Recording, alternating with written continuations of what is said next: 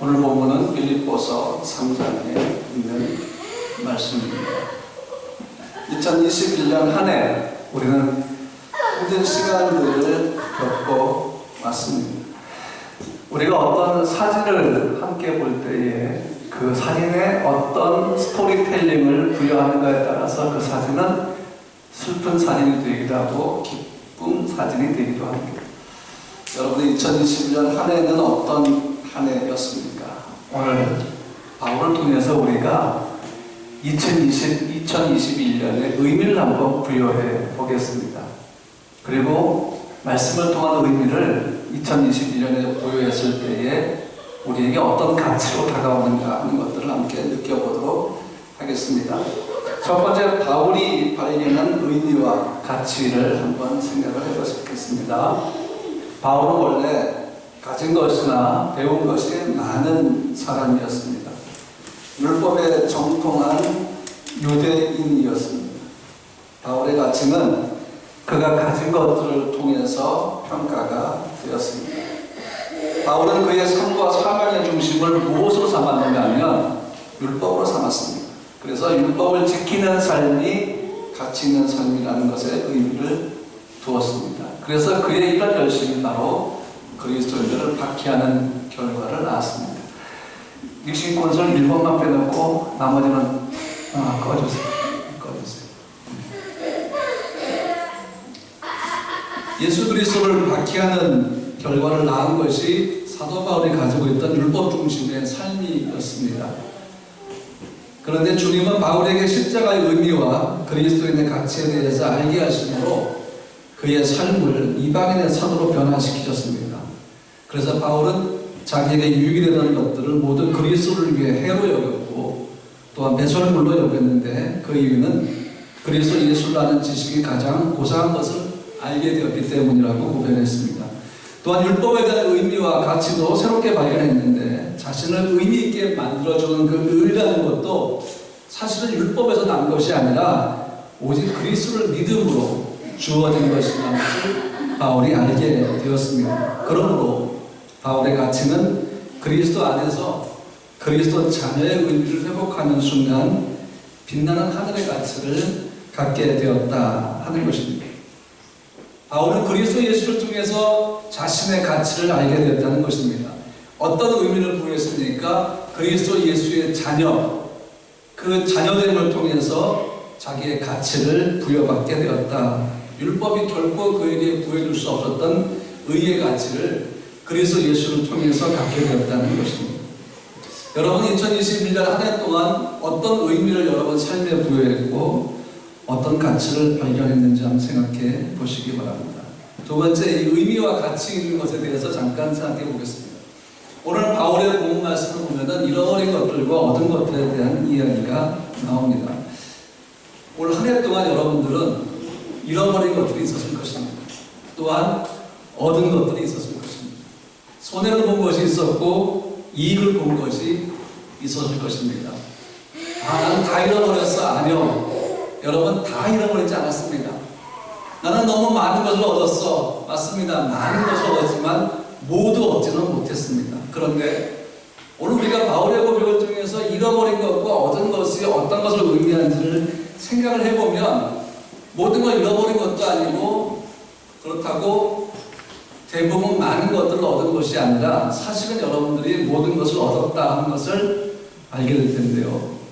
빌립보서 3장 8절 말씀 보니까 내가 그를 위하여 모든 것을 잃어버리고 배설물로 여김은 그리스도를 얻고 그 안에서 발견되려 함이니 그랬습니다. 바울에게도 잃어버린 것과 얻은 것이 있었습니다. 그것은 바로 의미와 가치를 잃어버리고 새로운 의미와 가치를 가졌다라는 것입니다. 여기서 근데 잃어버렸다는 이 헬라어 표현은 누군가에게 도둑질을 당하거나 누군가에게 사기를 당하거나 누군가에게 빼앗기는 것이 아니라 자기가 스스로 버렸다라는 것입니다. 자기가 스스로 포기했다라는 것입니다. 그것을 잃어버렸다라고 표현합니다. 그러면 바울은 스스로 버렸을까? 무엇을 버렸을까? 자기를 의미 있고 가치 있게 만들어주는 것들을 버렸습니다. 왜냐하면 그리스도 안에서 새로운 의미와 가치를 알게 되었기 때문입니다. 그래서 바울은 그리스도로 인해 그동안 자기에게 유익이 됐던 것들을 해가 되었다고 고백하고 있고, 해가 되었기 때문에 배설물처럼 여겼다 말하고 있고, 그래서 버렸다고 고백하고 있는데, 이 배설물의 헬라어는 무엇인가 하면 스키빌라라는 단어인데 아주 혐오스러운 것들이다 라는 것입니다. 그러면 바울은 무엇을 버렸고 왜 그랬을까요? 첫 번째는 그리스도를 얻으려고 그랬습니다. 그동안 자기에게 유익이 됐던 것들이 무엇입니까? 바리새파, 율법에 정통한 자, 가말리엘의 수하, 그 다음에 로마 시민, 지적으로 상당히 고상한 이 모든 것들을 바울이 버렸다고 했습니다. 왜 버렸을까요? 왜 그 모든 것들을 바울은 배설물처럼 여기고 혐오하면서 버렸을까요? 그런 것들이 가장 고귀한 한 가지를 얻도록 하는 모든 일에 방해가 되었기 때문입니다. 우리 모두 경쟁이라고 하지 않습니까? 바울이 그 자신을 의미 있고 가치 있게 만들었던 그 세상의 모든 조건들이 그리스도를 아는 것과 경쟁하고 있다는 걸 알게 됐습니다. 경쟁해서는 안 되는 것들입니다. 그런데 자기가 그리스도를 알고 그리스도의 말씀대로 살아가고 이방인의 사도로 살아가는 삶과 자기가 세상에서 어떤 그 유익이 되는 모든 것들을 서로 경쟁하고 있다는 것입니다. 바울은 그것이 싫었습니다. 왜? 예수의 가치를 알게 되었기 때문입니다. 예수를 향한 자기의 삶과 헌신과 경쟁할 것이 있던 자체가 바울은 싫었습니다. 그는 자기의 마음을 오직 예수에게만 향하고 싶었습니다. 그런데 세상적으로 그를 유익하게 만들던 모든 것들이 자기의 마음을 예수를 향해 바라보지 못하게 만든 것입니다. 이런 경쟁이 만연하지 않았습니다. 바울은 오직 예수만 사랑하고 싶었고, 예수만 잘하고 싶었고, 자기의 마음을 예수께만 드리고 싶었습니다. 그래서 갈라디아서 6장 14절 말씀 보니까 바울이 그러나 내게는 우리 주 예수 그리스도의 십자가 외에 결코 자랑할 것이 없으니 그랬습니다. 십자가만 자랑하고 싶은데 자기를 자랑하고 싶은 것들이 너무 많은 거죠. 나는 바리새파, 율법에 정통한 사람, 최고의 석가 가말리엘 수와 그 다음에 나는 로마 시민권자야, 막 이런 것들이 십자가만 자랑하고 싶은 자기의 마음을 자꾸 제어한다는 것입니다. 세상적으로 보면은 십자가는 바울을 유익하게 만들던 그 모든 것들보다 가치 없게 보였습니다. 왜? 예수가 고통 속에 죽는 형틀이었기 때문이죠. 그런데 바울은 그 의미를 아는 순간 최고의 자랑은 십자가이며 십자가 외에는 자랑할 것이 없음을 알게 됐다는 것입니다. 바울은 세상을 얻는 것이 그리스도를 잃는 것이라면 기꺼이 세상을 포기하고 그리스도를 얻겠다는 고백을 한 것입니다. 바울은 그리스도를 아는 삶의 의미를 두었고 이것이 바울로 하여금 하나님 앞에서 가치 있는 삶을 살게 했다는 것입니다. 그리스도를 아는 삶의 의미를 두니까 그 의미가 바울로 하여금 하나님 앞에서 아주 가치 있는 인생을 살도록 만들었다 하는 것입니다. 의미가 가치를 만든 것입니다. 두 번째, 바울이 그렇게 한 이유는 그리스도 안에서 발견되려고 했습니다. 오늘 바울의 고백을 통해서 우리가 그리스도를 얻는 것에 대한 가치를 또 하나 발견하는 것이 바로 뭔가 하면 이겁니다. 그 안에서 발견되려 함이니. 무슨 뜻일까요? 발견된다는 말에 어떤 의미가 있을까요? 바울은 언젠가 하나님 앞에 설 때가 올 것을 알고 있었습니다. 여러분과 저도 마찬가지입니다. 하나님 앞에 설 날이 옵니다. 그런데 바울은 그 순간에 자기를 의미있게 만들어주던, 자기를 유익되게 만들어주던 그 세상 것들, 세상의 조건들을 가지고 하나님 앞에 서고 싶지 않았습니다. 그리스도의 사람으로 살아간 삶에 방해가 되고 예수를 향한 마음과 경쟁하는 이 세상 것들을 가지고 하나님 앞에 서고 싶지 않았던 것입니다. 뭘 가지고 서고 싶었습니까? 예수로만 서고 싶었습니다. 그리스도 예수만 가지고 하나님 앞에 서고 싶었습니다. 자기의 의가 아니라 그리스도의 의로 서고 싶었습니다. 왜냐하면 자기의 공로로 섰을 때는 하나님 앞에서 칭찬받을 것이 아무것도 없기 때문입니다. 오직 주의 공로로만 칭찬을 받을 수가 있습니다. 바울이 자기의 의로 하나님 앞에 칭찬을 받으려고 한다면 그건 예수를 알기 전의 마음이었어요. 다메섹 도상에서 예수를 만남으로 그는 자기의 의가 아니라 예수를 믿는 믿음으로 하나님께 칭찬을 받는다는 것을 알게 된 것입니다. 그러므로 하나님으로부터 칭찬은 바울이 아니라 예수로부터 주어지는 것이죠. 바울이 가진 세상 것이 아니라 예수로부터 바울에게 주어지는 칭찬이다 라는 것입니다. 그러니까 예수로만 하나님 앞에 서고 싶은 거죠. 여러분과 저도 마찬가지입니다. 여러분 지금 갖고 있는 것들 어떤 거는 많든 적든 여러분은 부하든 가난하든 어쨌든 그 모든 것들을 가지고 나중에 하나님 앞에 서는 게 아닙니다. 아이들 부르는 찬양이 있지 않습니까? 돈으로도 못 가요 하나님 나라. 지식으로 못 가요 하나님 나라. 상당히 단순한 찬양 같지만 이 속에 너무나 놀라운 진리가 담겨 있습니다. 여러분과 저는 언젠가 하나님 나라에 가게 될 것입니다. 그리고 때가 되면 하나님 앞에 서게 될 것입니다. 그때 예수의 분노로 우리는 하나님께 칭찬을 받습니다. 우리의 의가 아닙니다. 우리의 가진 소유가 아닙니다. 오직 예수의 분노로만, 예수의 의로만 우리는 칭찬을 받는데 그것을 바울이 알게 된 것입니다. 그러니까 자기를 돋보이게 만들어주고 자기를 지명도 높이게 만들어주고 사람들로 하여금 우러러보게 만들어주던 세상 것들이 소용이 없구나. 이건 내가 세상을 살면서 내게 도움은 되지만 하나님 앞에 설 때는 이걸로 서는 게 아니구나라는 걸 알게 됩니다. 여러분 부자도 죄가 아니고 가난함도 죄가 아닙니다. 어떤 사람은 재산이 많고 재물이 많고 어떤 사람은 재물도 적고 재산도 적습니다. 그것은 그냥 개인적인 차이일 뿐이지 부자가 죄도 아니고 가난한 것도 죄가 아닙니다. 근데 여러분 그걸 가지고 우리가 어떻게 사느냐가 우리의 의와 우리의 죄를 지정하게 된다는 사실입니다. 분명한 사실은 그것을 먼저 하나님의 영광을 위해 사용해야 되고 예수의 성품을 가지고 도구를 쓸 수 있어야지 자기 자신을 드러내고 자랑하고 교만한 것들로 쓴다면 세상의 그 타락함을 누리는 데 사용한다면 그것은 아무 의미가 없습니다. 여러분 가진 것은 세상을 살아가는 동안 여러분의 삶을 유익하게 만들어주는 하나님의 복이라는 사실입니다. 그러나 분명한 것은 그 모든 걸 가지고 하나님 앞에 설 수가 없습니다. 요즘 한류 열풍이 불면서 이런 얘기들이 나옵니다. 이런 사실이 밝혀졌습니다. 한국 여권으로 갈 수 있는 나라가 엄청나게 많다. 이 여권 파워는 대단하다. 그러면서 한국 여권이 도난당했을 때는 엄청나게 비싼 값으로 팔린다는 뉴스들이 간혹 나오고 있습니다. 사실 우리 한국 여권의 파워는 세계 3위 또는 2위 못 가는 나라가 거의 없습니다. 그런데 여러분 한국 여권으로도 전부 못 갑니다. 한국 여권으로도 우리는 하나님 앞에 설 수가 없습니다.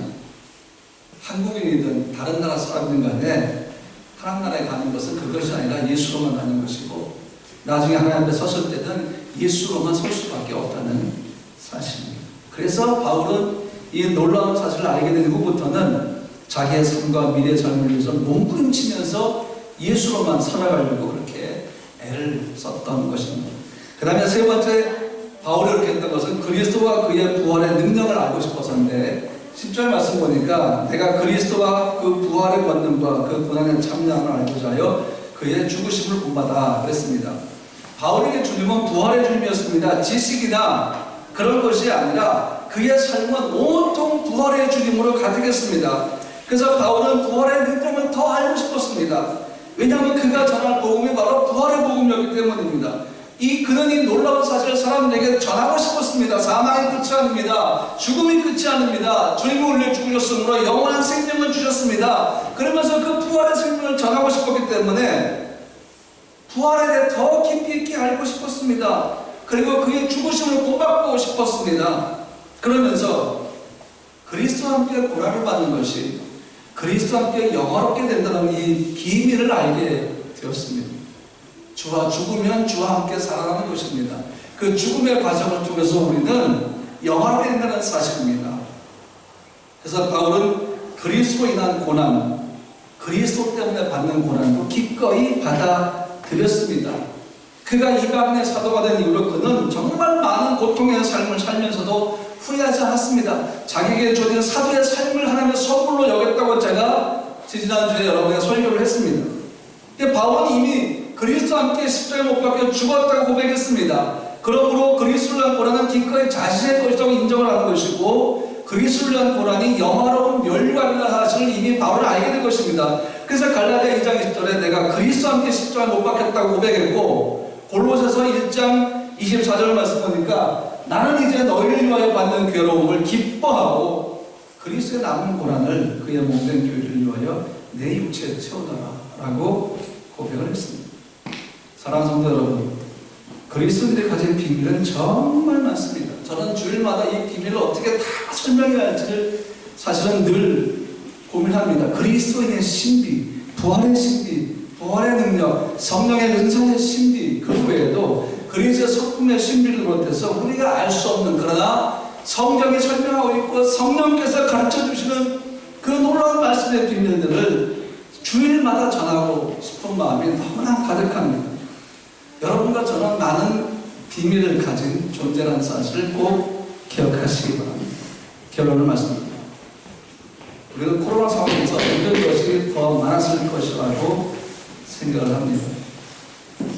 오늘 우리가 다시 한번 1년을 돌아봅시다. 그럼 여러분들이 이렇다고 생각하는 것의 기준이 무엇입니까? 그 기준 속에는 바울의 고백처럼 그리스도 예수가 있습니까? 혹시 바울이 혐오하는 배설물처럼 여겼다는 것들이 있나요? 명예, 재물, 안락함, 자랑거리, 권력, 시간, 노력, 수고, 관계, 그런 것들이 있습니까? 그런 것들을 혹시 잃어버렸습니까? 그렇다면 나중에 무엇으로 하나님 앞에 서게 될 것인지를 생각해 봅시다. 그렇게 잃어버렸던 것들이 언젠가 하나님 앞에 섰을 때 도움이 될까요? 아닙니다. 그렇게 잃어버렸던 것들을 잃어버리지만 않았으면 그것이 나중에 하나님 앞에 여러분을 의로 만들 수 있겠습니까? 아닙니다. 그렇지가 않습니다. 잃어버린 것은 잃어버릴 것 때문에 잃어버린 것입니다. 우리에게 잃어버리지 않다는 한 가지는 예수밖에 없습니다. 예수께서 우리에게 주신 것은 결코 잃어버릴 것들이 아니라는 것입니다. 그러면 이제 무엇을 얻었는지 생각해 봅시다. 역시 그 기준에 그리스도 예수가 있는지, 그분을 향한 믿음이 있는지 한번 생각해 봅시다. 그리고 언젠가 하나님 앞에 섰을 때 예수 그리스도가 하나님 앞에서 여러분의 의미가 되는지 한번 생각해 봅시다. 여러분, 지금까지 제가 설교했듯이 세상 것 다 잃어버려도 예수를 잃어버리지 않았으면 여러분 모든 걸 잃어버린 게 아닙니다. 세상 것 다 가져도 예수를 잃어버리면 여러분 모든 것 다 잃어버린 것입니다. 그러므로 예수 그리스도의 의미가 우리 삶의 진정한 가치를 만듭니다. 예수라는 의미가 여러분의 삶을 가치 있게 만드는 것입니다. 왜? 나중에 하나님 앞에 섰을 때 우리는 가지고 서게 될 것은 예수밖에 없기 때문입니다. 그래서 바울은 예수의 모든 것들을 배설물처럼 여긴다고 했습니다. 사랑하는 성도 여러분, 이제 2022년을 바라봅시다. 한국은 이미 1월 1일이 됐습니다. 그래서 송구 영신 예배가 유튜브 라이브로 막 뜨는 것을 제가 여러 개를 좀 보다가 왔습니다. 근데 우리는 7시부터 9시까지 송구 영신 예배를 드립니다. 왜 우리는 11시부터 예배를 시작해서 새벽 1시, 2시까지 하지 않을까요? 유럽의 특수한 상황 때문이라고 생각을 합니다.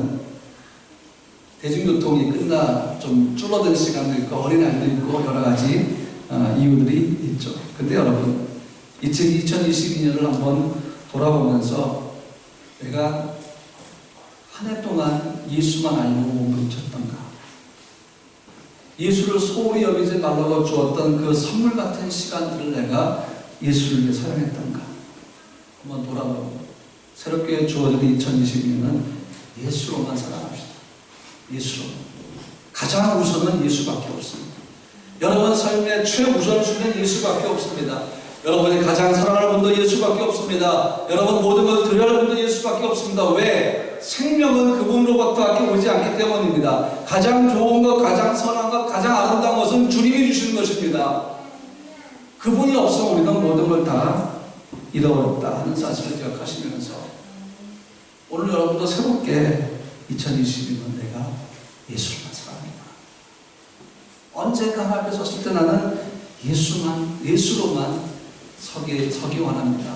나와 내 가정을 그렇게 만들어 주시옵소서. 이렇게 여러분들이 고백하는 시간이 되었으면 좋겠습니다. 이제 2022년 우리 교회 비전을 여러분에게 선포하겠습니다. 일단은 PPT로 선포하고 내일 한국에서 김진희 집사님이 옵니다. 집사님이 이제 플래카드를 갖고 오게 돼 있어요.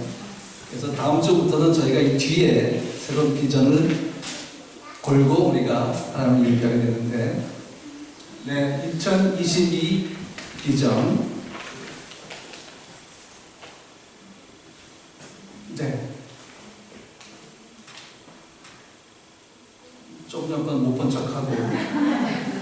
다시 시작하겠습니다. 2022 우리 위의 비전을 여러분에게 보여드리겠습니다. 네, See, I am doing a new thing.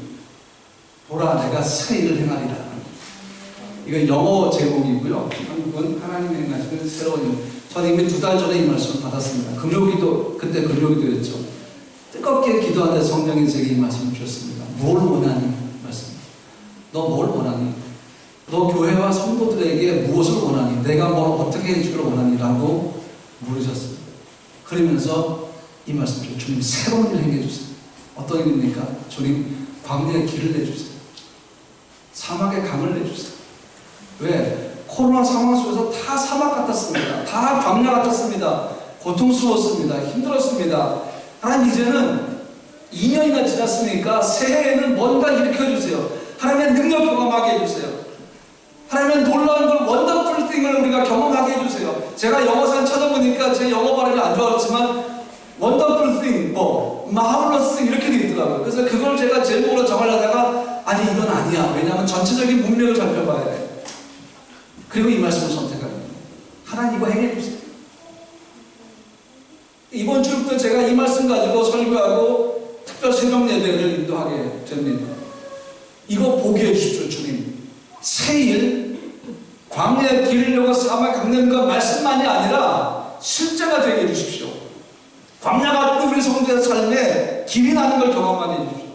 사막 같은 상황 속에 강이 나는 걸 보게 해주십시오. 막 생수가 쏟아져 나오게 해주십시오. 그래서 우리 성도들이 하나님 이 말씀을 이루시는구나, 우리 교회 주님 비전의 말씀을 이루시는구나 고백하게 해주십시오. 하나님 새일 행하셔야 합니다. 교회의 일을 행하셔야 되고 성도들에게 행하셔야 합니다. 그래서 하나님 여러분을 이 교회를 좀 주셨다고 믿습니다. 여러분을 통해서 일하시려고, 여러분을 통해 새해를 일으키시려고 여러분들을 우리 교회에 주셨다고 저는 분명히 믿습니다. 자, 성도 여러분 같이 합시다. 같이 주님이 광야의 길르는 현장에 같이 서고 사막의 강을 낼 때 그 현장에 같이 섭시다. 여러분 삶과 여러분 기업과 직장과 자녀의 모든 삶 속 여러분 가정 안에 이 일이 여러분이 아멘하는 순간 일어날 줄 믿습니다. 하나님 행하실 것입니다. 일으키실 것입니다. 그 능력을 경험하게 하실 것입니다. 병들을 치유할 것이고 마음을 상한 자 위로할 것이고 막혔던 사업의 문을 여실 것이고 직장의 길의 문을 여실 것이고 여러분의 마음을 강하게 하셔서 스트레스로부터 여러분 마음을 보호해 주실 것이고 여러분 믿음으로 기도하는 모든 기도에 하나님 분명히 응답해 주실 줄로 믿습니다. 그러므로 그 어떤 상황보다 2022년은 어떤 일입니까? 광야에 길이 나고 사막에 강이 나는 일입니다. 그 일을 하나님이 행하실 것입니다. 저는 기쁨으로 이 말씀을 선포합니다. 할렐루야.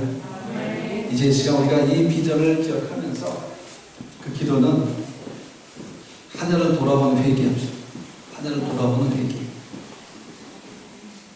그리고 또 한 가지는 주여 2022년 내 삶에 광야의 길을 내고 사막의 강을 내는 그 물이 터져 나오게 하는 역사를 일으켜 주시옵소서. 그 믿음 갖고 나와 내 가정이 우리 교회가 새롭게 주어진 한 해를 시작하게 하여 주시옵소서. 이 시간 함께 잠깐 동안 기도하겠습니다. 주님 우리의 지은주를 주 앞에 고백합니다. 주님께 온전히 마음 드리지 못하고 세상 것들 우리를 위해 유익을 주는 세상 것들을 가지고 주님을 향한 마음과 경쟁했었습니다. 하나님을 향한 예배와 경쟁했습니다. 세상 것들을 가지고 하나님만 향해 걸어가는 우리의 길과 경쟁했습니다. 우리의 경쟁은 오직 예수만 따라가는 경쟁이 아니었습니다. 우리의 마음을 빼앗아가는 세상 것들과의 경쟁이었습니다. 그것들과 싸우느라고 우리의 마음을 다 주 앞에 드리지 못했습니다. 그것이 우리의 마음을 다 빼앗기는 바람에 주 앞에 온전히 우리 마음을 드리지 못했습니다. 우리의 죄를 회개합니다. 우리의 죄를 회개합니다. 주의 시간 주의 피로 우리를 용서하여 주시옵소서. 이 시간 주의 피로 우리를 용서하여 주시옵소서. 이 시간 주의 피로 우리를 용서하여 주시옵소서. 그리고 하나님 2022년 주와 함께 걸어가기 원합니다. 2022년 주와 함께 걸어가기 원합니다. 2022년 주와 함께 걸어가기 원합니다. 그 현장에 서고 싶습니다. 광야의 길이다고 사막에 가는 그 기적의 현장에 우리가 더 서기를 원합니다. 하나님은 놀라운 그 기적을 우리 교회 안에서 일으켜 주시옵소서. 그 놀라운 기적의 현장에 우리 성도들 가정이 되게 하시고, 사업이 되게 하시고, 직장이 되게 하시고, 자녀의 삶이 되게 하여 주시옵소서. 성령을 그렇게 이 시간 역사하여 주시옵소서. 믿음의 눈으로 주님만 바라보게 하여 주시고, 언젠가 우리가 다 하나님의 선택가 없는 사실을 잊지 말게 도와주시고, 그 마음 가지고 오직 예수의 믿음을 살 수 있도록 주님 도와주시옵소서. 도와주시옵소서. 그 놀라운 기적을 행하기 위해서 2020년 그 귀한 성도를 주시니 감사합니다. 이런 귀한 성도를 이 교회에 보내주시니 감사합니다. 우리 모두가 다 마음이 하나가 되어 예수로만 살아가는 귀하고 복된 하나가 되고, 우리 모두가 다 기적의 현장에 서서 주를 높이며 주를 찬양하며 주님을 예비하는 복된 하나가 되게 하여 주시옵소서. 거룩하신 주님, 참 힘든 삶이었습니다. 미래가 보이지 않았고 고통 속에 있었습니다. 어떻게 해야 할지를 모르는 순간들도 너무 많았습니다. 조금만 더 기다리고, 조금만 더 기다리고, 조금만 더 기다리고, 그런데 2년이 지났고 이제 새해에도 하나님 여전히 답답함만 남아있으나, 그러나 예수를 바라보는 그 눈으로 우리의 새로운 하늘을 바라봤을 때 그 속에 진리가 있고, 그 속에 길이 있고, 그 속에 생명이 있으며, 그 속에 주님이 얘기한 여호와의 말씀을 발견할 수가 있나이다. 눈에 보이고 귀에 들리는 소리들이 아니라 영의 눈을 열고 영의 귀를 열었을 때에 성령에게 말씀하시는 새로운 눈을 행하시는 하나가 남아있나이다. 그 길이 열릴 것입니다. 그 시간이 시작될 것입니다. 그리고 우리를 주님이 그 길로 오라고 말씀하십니다. 이 비전을 주시고도 우리로 하여금 그 길로 오라고 말씀하시는 것입니다. 그 현장으로 같이 가자고 말씀하시는 겁니다. 그 현장을 우리에게 보여주고 싶다고 말씀하시는 것입니다. 내가 너에게 광야의 길을 내는 현장을 보여주고 싶고, 내가 너에게 사막의 물이 터는 현장을 보여주고 싶은데, 이것이 너의 삶이 이루어질지어다, 너의 교회에 이루어질지어다, 너의 자녀에게 이루어질지어다, 너의 사업과 직장에 이루어질지어다, 하나님 우리를 콜링하시나이다. 그렇게 부르시려고 같이 가자고 말씀하시면서 우리에게 보라 내가 새를 행하리라고 우리에게 말씀해 비전을 주셨나이다. 그러므로 우리가 하나님 행하시는 그 일들을 바라보고 함께 걸어가기를 원합니다. 주여, 바라보건대 교회를 흔들고 성도를 흔드는 어둠의 영의 역사들, 그 더러운 영의 역사를 다 막아주시옵소서. 분열시키고 거짓말을 하고 불평하고 투덜대고 하나님 어떻게든 교회를 찢고 흔들려고 하는 역사는, 그 더러운 영들을, 그 영의 역사를 주님 막아주시고, 사랑 우리 모든 성도들이 마음을 지키고 생각을 지키며 오직 주님만 바라보는 하나가 될 수 있도록 하나님 인도하여 주시옵소서.